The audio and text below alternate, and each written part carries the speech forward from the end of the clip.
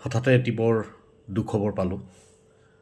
মনটো সঁচাকৈ ভাৰাক্ৰান্ত হৈ উঠিছে। লক্ষীৰাম নাথ বোকানদী মাজগাঁৱৰ এজন অতি গুণী মানুহ আছিল। আজি কেইদিনমানৰ আগতে এপ্ৰিলৰ 7 তাৰিখৰ পৰা 12 তাৰিখলৈকে মই তেওঁলোকৰ লগতেই আছিলোঁ। লোকজাগৰণ মঞ্চৰ এটি সজাগতামূলক অনুষ্ঠানত 100% ভোটদানৰ ওপৰত বাটৰ নাট হৈছিল আৰু সেই নাটখনিত তেখেতে এটা উল্লেখযোগ্য ভূমিকাত অভিনয় কৰিছিল আৰু বিভিন্ন মানুহ সজাগ কৰিছিল ভোট দিয়াৰ বাবে।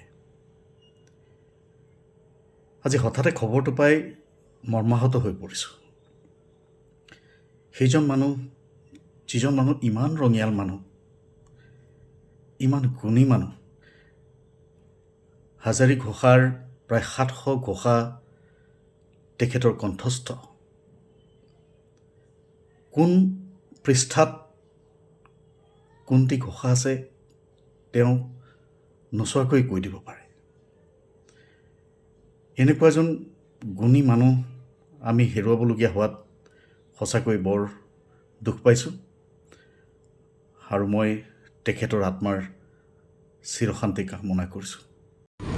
জিলিলে যে গানটো তাৰ গান ঐ আহিলে আহিলে বহাগ বিহু আহিলে আহিলে আহিলে বহাগ বিহু আহিলে বজা বজা বজা বজা ঢোল বজা নাচনীয়ে নাচি নাচি পাওঁ মজা পিঠা পিঠা তিলৰ পিঠা আৰু লাৰু দিবা লাগি সজাই পৰাই আমাক বাৰু আহিলে আহিলে বহাগ বিহু আহিলে